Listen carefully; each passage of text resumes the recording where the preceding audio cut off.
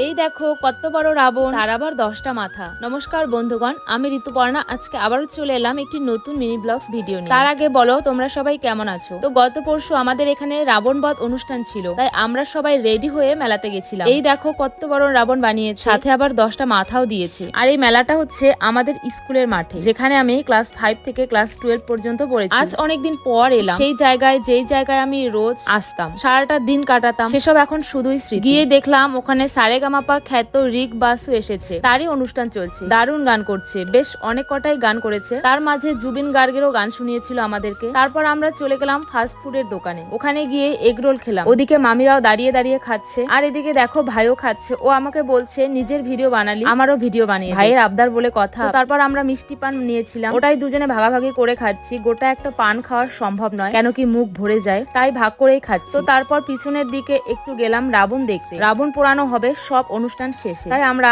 মেলার এপাশ থেকে ওপাশ চষে বেড়াচ্ছি, দোকানপাট ঘুরে বেড়াচ্ছি। বেশ ভালোই দোকান এসেছে এবার, যেহেতু মেলাটা 2 দিন হয়েছে।